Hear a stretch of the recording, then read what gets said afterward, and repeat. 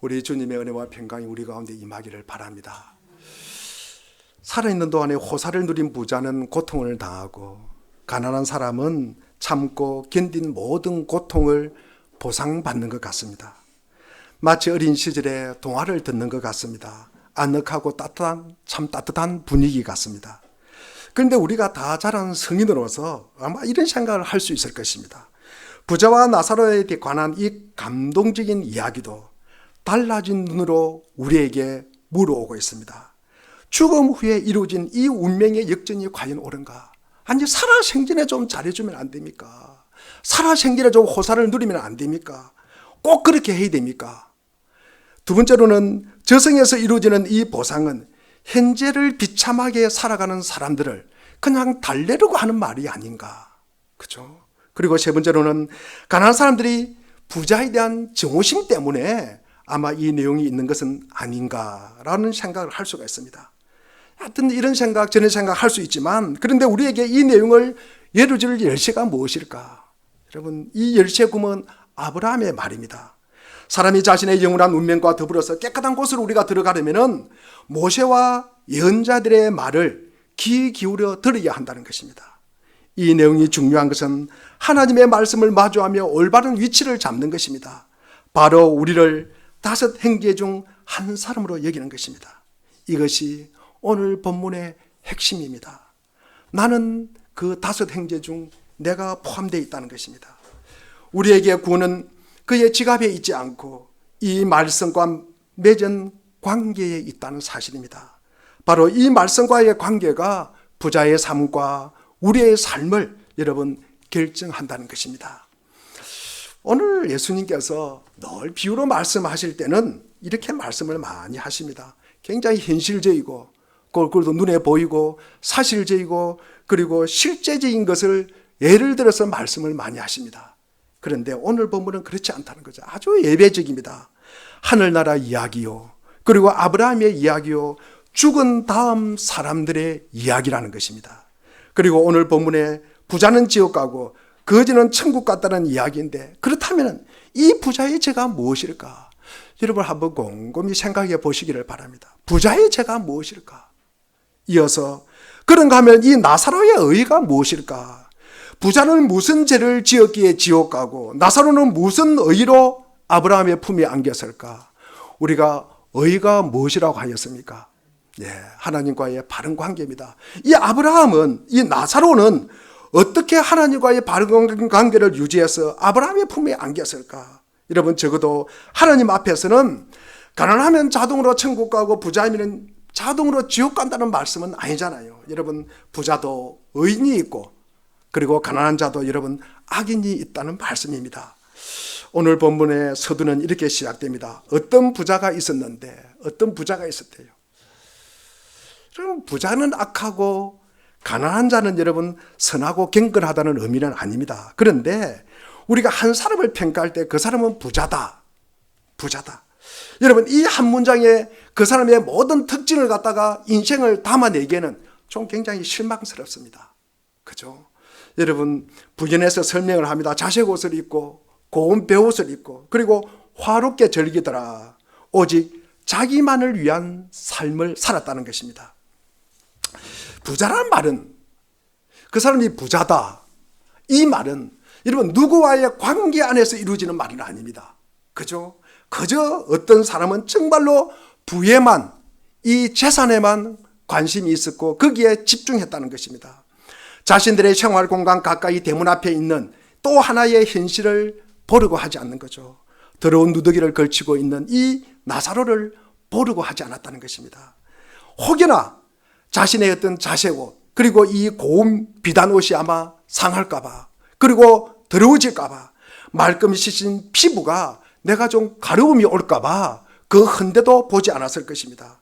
아마 이 부자는 장래 행렬이 지나가면은 아마 창문을 내렸을 것입니다. 부자는 죽음을 더 올리고 싶지 않았습니다. 부자이기 때문에 이 세상에 누리는 것이 너무 좋았습니다. 부자가 멀리하는 것은 또 하나 있습니다. 하나님입니다. 부자는 세상을 다 얻은 사람이잖아요. 그래서 하나님이 뭐라고 하는 것, 하나님 앞에서 내 영혼이 평가받고 하나님 앞에서 내 영혼을 갖다가 어떠냐는 그 물음이 싫은 거예요. 너 영혼에 대해서 해명을 하고 그 영혼에 대해서 설명을 하는 것도 싫었다는 말씀입니다. 그러나 모든 사람에게 확실하게 일어날 수 있는 일, 우리는 열왕기상 2장 2절에 다윗이 솔로몬에게 죽음이 임박했을 때 내가 이제 세상 모든 사람이 가는 길을 가게 되었노라. 부자도 죽는다는 것입니다. 부자는 마지막 순간에 자기가 하나님으로부터 멀리 떨어진 곳에 있다는 것을 알게 됩니다. 그때 부자는 지옥에서 아마 자기의 장례식을 보고 있을 것입니다. 자기가 기부한 아마 자선단체의 깃발도 꽂혀 있을 것이고 그 장례식장은 어마어마하게 클 것이고 많은 사람들이 왔을 것입니다. 그리고 아마 설교자가 이 부자를 아마 엄청나게 칭찬을 할 것입니다. 부자에게 기부받은 사람들이 있었을 거 아닙니까? 아마 그 사람들이 흐느끼 울면서 손수건을 적셨을 것입니다. 이 장엄한 장례식을 지옥에서 보고 있다니 얼마나 이 부자가 슬프겠습니까? 여기서 하나님은 우리의 삶을 재는 척도가 다르다는 것을 깨닫게 합니다.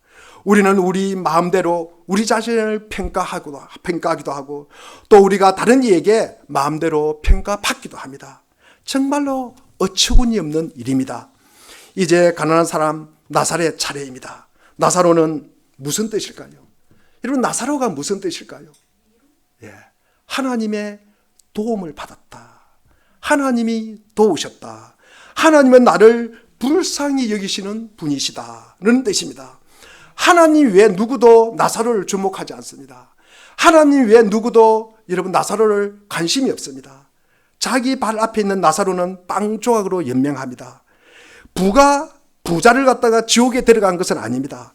가난한 사람을 천국으로 데려간 것도 아닙니다. 여러분, 나사로의 삶은 정말로 아마 힘들었을 것입니다. 죽으면 아마 천국 갈 것이니 참아라. 그 말이 나사로의 귀에 들어왔겠습니까? 여러분, 욥도 자식 죽고 아내가 욕하고 도망갈 때 자기 자신이 태어남을, 자기 자신의 생일을 갖다가 저주한 사람이 욥입니다. 나사로의 삶이 너무 지치고 절망적이어서 기도할 시간도, 그리고 하나님을 바라볼 아마 기회도 없을 것입니다. 여러분, 가난이라는 것은, 여러분 가난해 봤습니까? 여러분 배고파 봤습니까? 여러분 공궁해 봤습니까? 여러분, 가난하면요 기도만 하게 하는 것이 아니라 자신을 저주하게 되는 것입니다. 여러분, 이게 무서운 거예요. 그게 가난이 무서운 것입니다. 성경 안에서 가난은 여러분 반드시 돈이 부족하는 그런 관계가 아닙니다. 삶의 한계에 맞닥뜨려진다는 거예요. 삶의 한계에 맞닥뜨려진 자들입니다. 여러분, 삶의 끝자락에 이런 사람들을 우리가 가난한 자들이라고 말합니다. 어느 누구에게나 생의 어느 시기에 삶의 끝자락에 이르러서 몹시 가난하고 절망적일 수가 있습니다. 우리의 삶도, 안전도, 우리가 원하는 소망도, 우리가 원하는 평화도 여러분 이것이 보장이 안 된다는 거예요. 이게 여러분 안전장치가 없다는 것입니다. 여러분, 모든 안전장치가 없다는 것, 이게 가난입니다. 사람과 사람, 더 믿을 수 없는 그때에 하나님의 은혜와 보호하심으로 우리 가까이 있다는 것을 여러분 아마 경험한 적이 있을 것입니다. 바로 그 순간이 하나님의 약속이 효력을 발휘하는 때입니다. 더는 손에 쥔 것이 없어요. 여러분, 출구가 보이지 않을 때, 우리는 하나님께 모든 것을 맡기고 오로지 그분만이 우리를 돌보시도록 할 수가 있습니다. 다음날 양식이 없는 사람들, 자신들의 있던 불안감과 이 가난을 통해서 하나님의 은혜를 알게 되는 것입니다.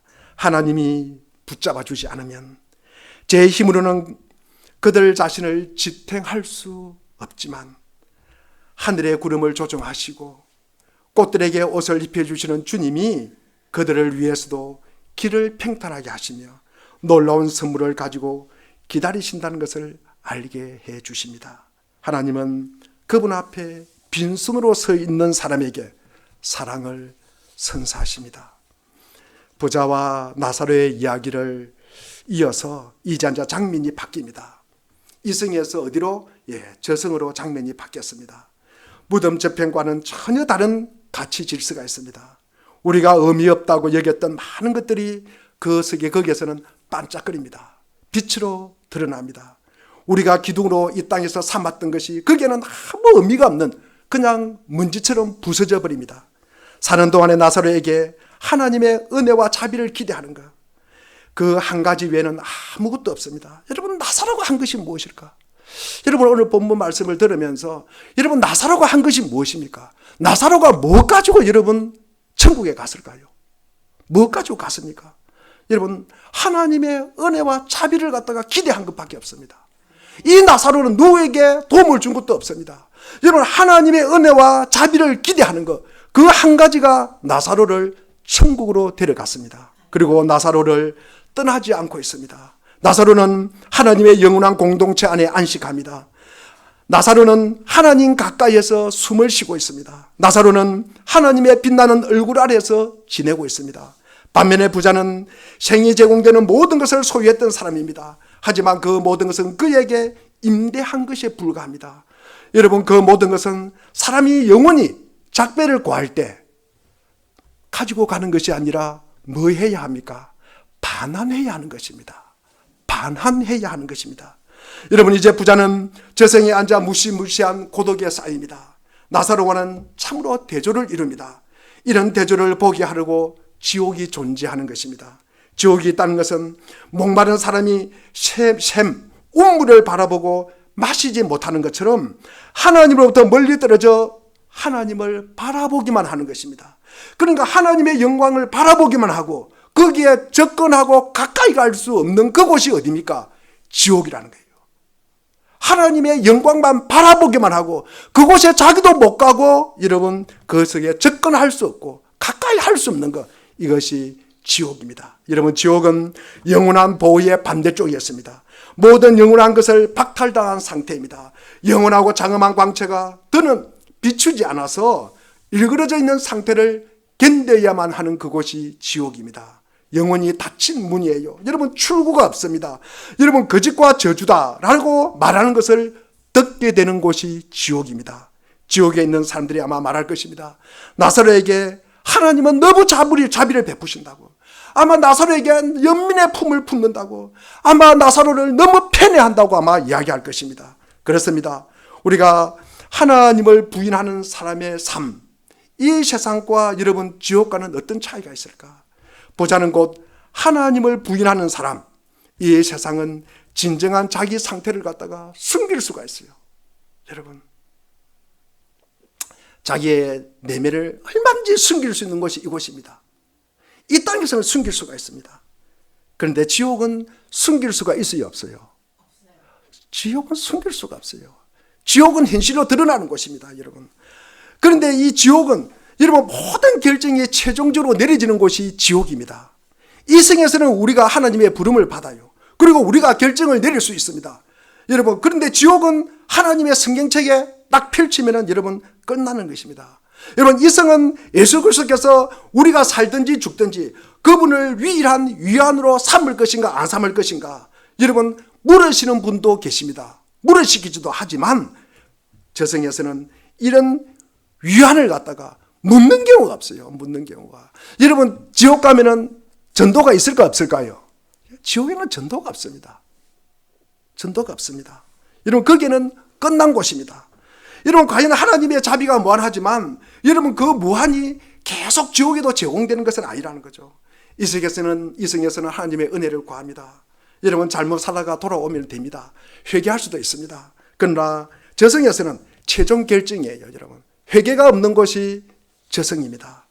그때는 나사로도 우리에게 올 수가 없고, 그리고 아브라함의 조상도 그를 갖다가 여러분 그곳에 보낼 수도 없습니다.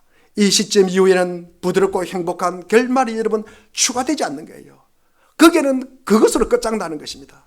전에는 나사로가 부자의 식탁에 떨어지는 빵 부스러기를 갖다가 기다렸지만 이제는 부자가 나사로의 손가락에 달린 무엇을 기다립니까? 물방울을 기다리는 거예요. 물방울을 기다립니다. 하지만 이미 시간이 다가왔습니다.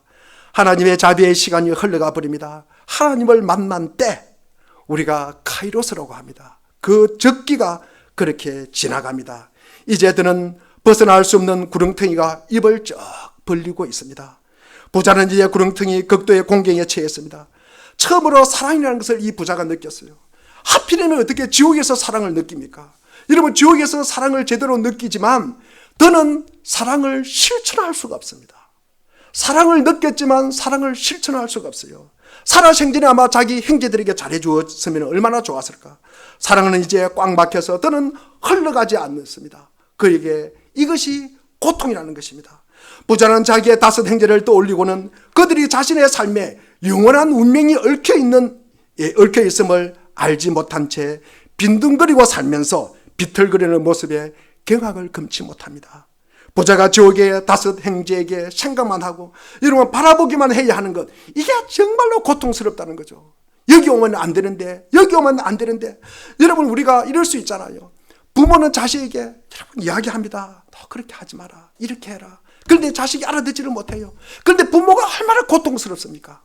그죠? 이러면 방황하는 사람이 있습니다. 성숙한 이들의 말을 듣지 않는 것이 성숙한 이에게는 고통이라는 것입니다. 여러분, 살아있는 사람들에게 경고할 수 없다는 것이 이 죽은 이의 고통이라는 것입니다. 아니, 이 살아있는 사람들, 5 형제 남아있는 사람들에게 가서 이야기하고 싶은데 내가 못 가더라도 아마 나사로가 가서 죽어서 살아서 가서 거기 좀 이야기해 줬으면 좋을 건데 거기에 갈 수 없는 곳이 그곳이라는 것입니다.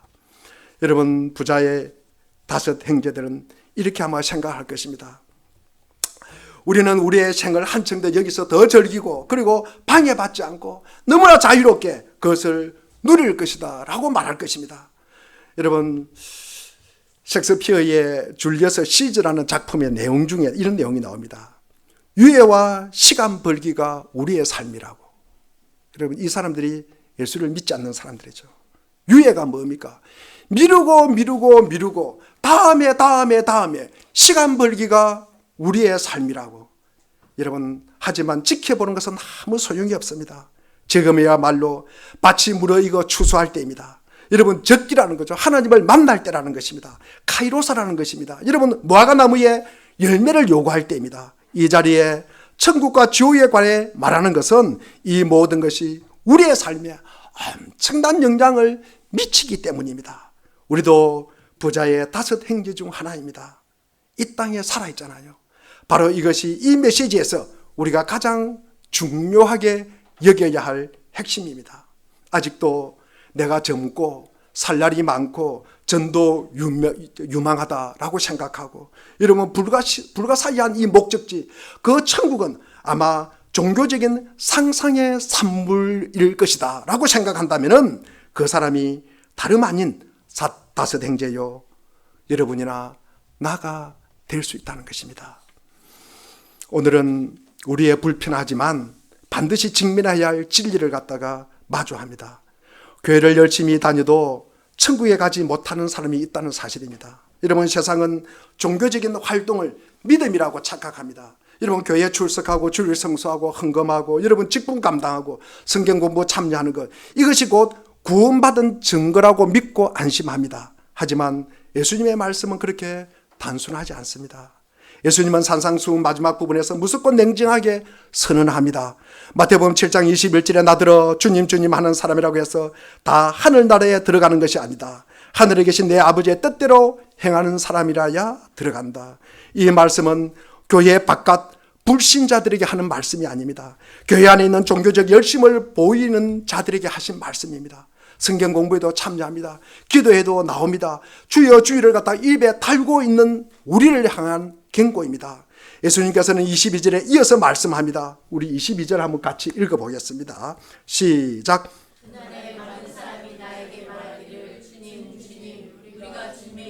예언을 하고 주님의 이름으로 귀신을 쫓아내고 또 주님의 이름으로 많은 기적을 행하지 않았습니까? 할 것이다.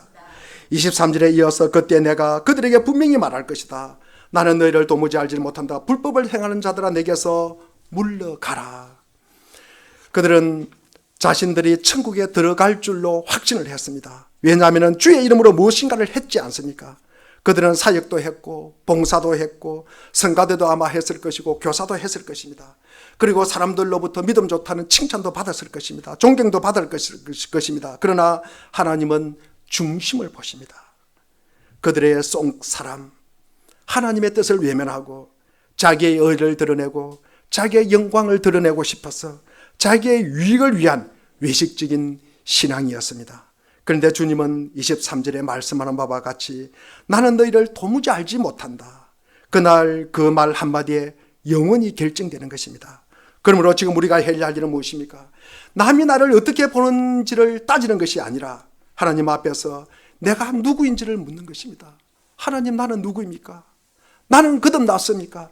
나는 진정으로 회개하였습니까? 나는 하나님을 사랑하고 하나님의 뜻대로 내가 살고 있습니까? 이 질문에 성령께서 지금 우리의 마음에 침투하여 주시기를 바랍니다. 왜냐하면 거짓된 평안에 잠든 영혼은 지옥을 앞에 두고 있기 때문입니다. 오늘 이 시간, 경고의 시간을 넘어서 회개의 기회가 되어야 합니다. 왜냐하면 내일이 보장되지 않기 때문입니다. 누구도 내일은 보장할 수가 없습니다. 우리가 천국에 들어가면 첫 번째 특징이 무엇일까? 여러분, 거듭남입니다. 거듭나지 않으면 교회를 다니지만 구원받지 못합니다. 요한복음 3장 3절에 예수님께서 니고데모에게 말합니다. 내가 진주로 너희에게 말한다. 누구든지 다시 나지 않으면 하나님 나라를 볼 수 없다. 거듭남은 우리가 종교적 활동으로 대체되는 것이 아닙니다. 인간의 노력으로 만드는 건 아닙니다. 여러분, 성령으로 새롭게 태어나는 거듭남이 없다면 아무리 정결하게 보여도 그 사람은 여전히 육에 속한 사람이에요. 아무리 경건해 보여도 그 사람은 여전히 세상에 속한 사람입니다. 예배에 앉아 있어도 여러분 회심하지 않는다면 그는 길을 잃은 영혼입니다. 두 번째, 천국에 들어가면 죄를 미워해야 됩니다. 여러분, 회개하는 마음이 있어야 됩니다. 여러분, 회개하지 않으면 여러분 믿음이 생기지 않습니다. 예수님은 누가복음 13장 3절과 5절도 반복하여 말씀합니다. 회개하지 아니하면 너희도 다 망하리라. 하지만 교회 안에는 죄를 끊어내지 않은 채 예배당 안에서 하나님을 찬양하고 기도해 눈물을 흘리고 자기의 의의를 드러내는 사람이 있습니다. 그들은 죄를 미워하지 않습니다. 죄의 문제가 해결되지 않았다는 거죠. 이 죄의 문제가 해결되지 않았다는 건 십자가를 믿지 않는다는 것입니다. 여러분, 십자가 사건을 받아들이지 않는다는 것입니다. 예수 그리스도의 보혈로 내가 깨끗하고 정결하게 됐다는 것을 받아들이지 않습니다. 여러분, 그 죄를 숨기고 포장하고 합리화하는 것입니다.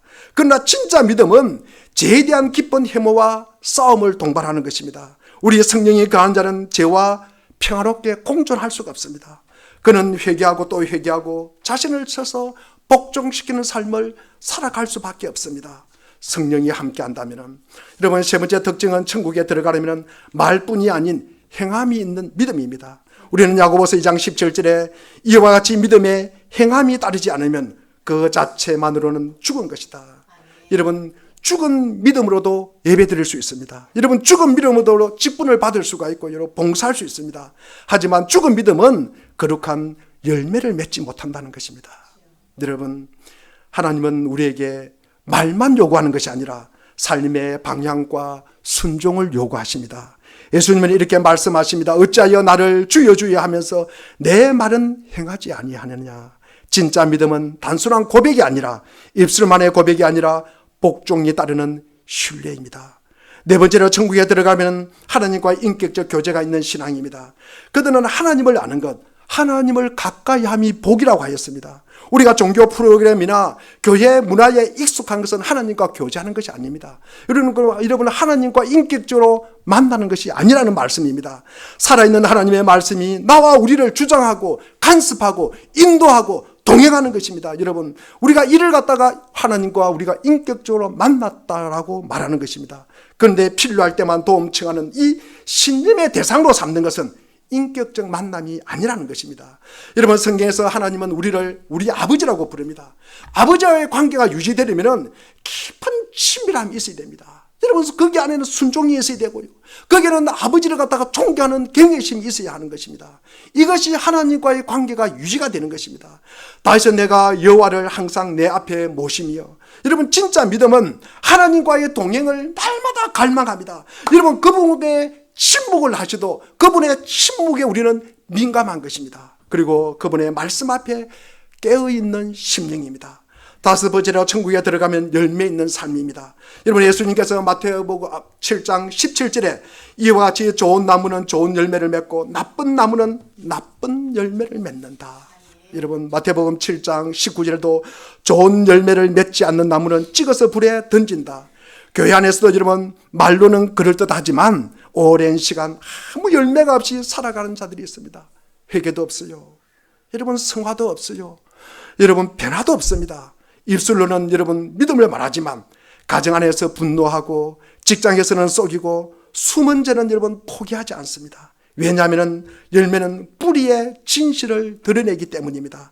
예수님을 말씀합니다. 그들은 어두운 데 쫓겨나서 거기서 슬피 울며 이를 갈게 될 것이라고. 이 경고는 하나님을 모르는 자들만을 위한 것이 아니라 하나님을 알고 있다고 착각하는 자들을 위한 경고입니다. 하나님은 중심을 보십니다. 그분은 껍데기를 뚫어보시고 우리의 심령의 실상을 보십니다.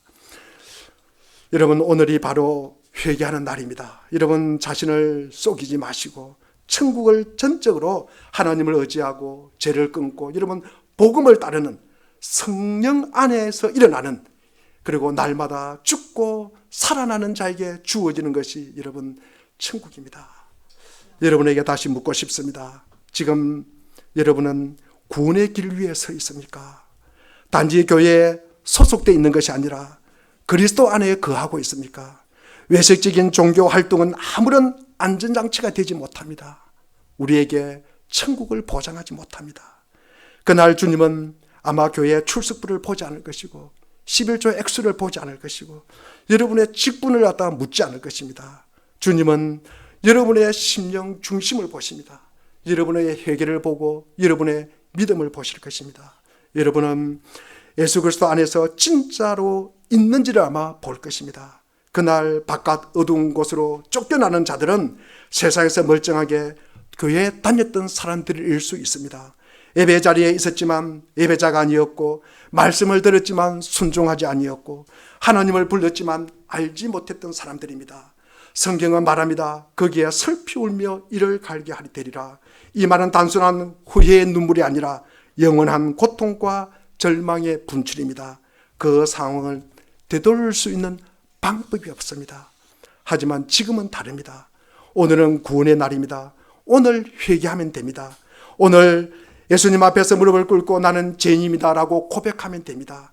자격이 없어도 괜찮습니다. 오히려 자격 없음을 인정하는 자를 하나님은 더 높이십니다. 예수님은 상한 심령을 절대로 외면하지 않으십니다. 산을 물된 동서교 교회 여러분, 천국은 종교인이 가는 곳이 아닙니다. 천국은 예수 그리스도의 피로 죄 씻음을 받은 사람, 그 피로 날마다 자신을 죽이고 그리스도를 따르는 사람들이 가는 길입니다. 지금이야말로 바로 그 시간입니다. 방문 시간은 아직 끝나지 않았습니다. 그분은 아버지께서 여전히 우리를 기다리고 계심을 알리는 표지로서 그 교차로에 달려 계십니다. 오늘 밤 내 영혼을 내게서 도로 찾을 것이다. 그러나 우리가 있는 곳을 마련해 두시고 우리의 심판자가 아버지이심을 알려주는 분이 계십니다. 이 부름 속에 우리의 공포와 여러분 두려움은 사라질 것입니다. 그러므로 죽은 사람은 오지 않고 천국 소리도 울리지 않지만 구름 속에 기적도 일어나지 않지만 이 모든 일은 부자의 5 형제 중 하나인 당신이나 여러분이나 나에게도 일어나지 않습니다. 다만 우리에게 육신 되신 말씀, 십자가에 달리신 말씀만 있을 뿐입니다. 다시 말해서 천국은 기적을 보고 오는 곳이 아니라 하나님의 말씀을 가르치는 성신들이 있는데 그 사람들의 가르침을 받고 믿음을 가져야 구원받는 것입니다. 죽은 사람이 살아나는 기적으로 믿음이 생기지 않습니다. 여러분, 부자가 늦게 깨달은 것이 무엇입니까? 자기는 잘 믿는다고 생각하고 많은 사람들을 가르쳤는데 이제 알고 보니까 지옥의 백성들만 가득 만들어 놓은 것입니다. 자기만 지옥 간 것이 아니라 그 가르침을 믿고 따르는 모든 사람들을 지옥 자식 만들었습니다. 혹시나 물된 동산교회가 그렇지 않나 등골이 오싹합니다. 여기서 하나님의 말씀은 분명합니다. 모세와 선지자들에게 듣지 않는 자는 죽은 자가 살아나더라도 근함을 받지 않는다. 여러분, 설득되지 않는다는 말씀입니다. 우리가 기억해야 할 것이 무엇입니까? 눈에 보이는 것이 전부가 아니라는 것입니다.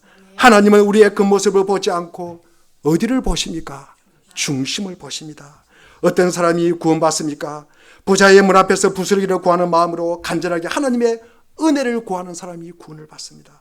우리는 그 마음을 잃으면 절대로 안 됩니다. 그 구하는 마음을 잃으면, 그 구하는 마음이 없어도 된다면, 나는 그 구하는 마음이 없어도 내가 잘 살 수 있다면, 여러분, 이게 부자입니다. 이게 여러분 지옥에 있는 부자라는 것입니다. 하나님의 은혜에 배부르면 부자가 되는 것입니다. 믿음은 오직 하나님의 말씀을 통해 생깁니다. 말씀으로 변화되지 않는 사람은 하늘에 불이 떨어지고 죽은 자가 살아나도 변하지 않습니다. 다섯 행제나 다름없는 우리에게 모세와 예언자들이 있습니다. 그들이 또 한 분 예수 그리스도를 두고 말한 모든 것이 성경에 기록되어 있습니다. 이 세상에서 듣지 않고 구원받지 않는 사람에게는 저 세상에서 오는 메시지도 아무 의미가 없습니다. 도움이 되지 않습니다. 이 이야기를 전하는 분이 다섯 행제나 다름없는 우리를 부르고 계시기 때문입니다. 그분은 오늘 우리가 시간과 영원 가운데서 어디에 누구에게 속할 것인가를 결정하지 않으면 안 되는 그 교차로에서 하나의 긴 물처럼 십자가에 달려 있습니다. 이 십자가야말로 그분이 나의 바른 결정을 중요하고 진지하게 여기심을 알리는 표지입니다. 그 십자가야말로 그분이 나를 위해 죽으셨음을 알리는 표지입니다. 예수 그리스도께서는 천국과 지옥 사이의 교차로에 달려 계십니다. 그분이 거기서 여러분과 저를 위해서 죽으셨습니다. 그분이 생명에 이르는 길 위에 표지로서 계십니다. 그 길은 그 분을 통해서만 열려지는 것입니다. 이제 우리는 그분의 사랑 덕분에 나사로가 되었습니다. 하나님의 자비는 이 세상에서도 다음 세상에서도 나사로에게 충실히 머물 것입니다. 이제 내가 사는 것은 그분을 위해서 사는 것이고 내가 죽는 것도 그분을 위해서 죽는 것입니다. 그러니 아무것도 그분의 손에서 나를 떼어낼 수가 없습니다. 오늘 밤 하나님이 여러분의 생명을 여러분에게 도로 찾으신다면 여러분은 어디에 있겠습니까? 여러분은 어디에 서 있겠습니까? 바로 오늘 밤에 기도하겠습니다.